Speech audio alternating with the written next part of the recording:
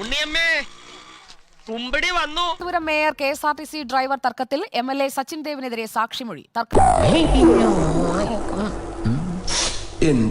ഉറക്കം വരുന്നു. തർക്കത്തിനിടെ MLA ബസ്സിൽ കയറിയെന്ന് കണ്ടക്ടറും യാത്രക്കാരും പോലീസിന് മൊഴി നൽകി. കണ്ടക്ടറുടെ ട്രിപ്പ് ഷീറ്റിലും MLA ബസ്സിൽ കയറിയെന്ന് രേഖപ്പെടുത്തിയിട്ടുണ്ട്. ഇതേതാണ്ട് എലിക്കണിയിൽ സുന വെട്ടതുപോലെ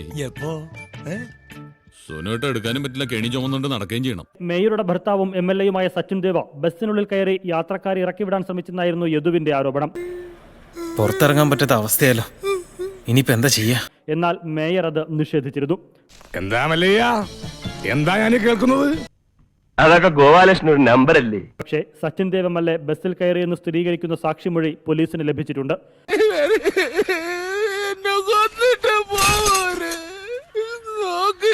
കണ്ടക്ടറും ബസ്സിലെ യാത്രക്കാരനുമാണ് ഇക്കാര്യത്തിൽ പോലീസിന് മൊഴി നൽകിയിരിക്കുന്നത്.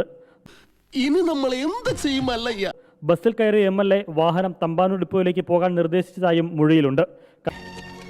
ഒരാവേശത്തിലെടുത്ത് ചാടി വേണ്ടായിരുന്നു അല്ലേ? വിട്ടവളി ആന പിടിച്ചാ കിട്ടൂ. ശരി, ചത്താ ഞാൻ നാളെ വരാം. അല്ല, ചത്തില്ലെങ്കിൽ ഞാൻ നാളെ വരാം.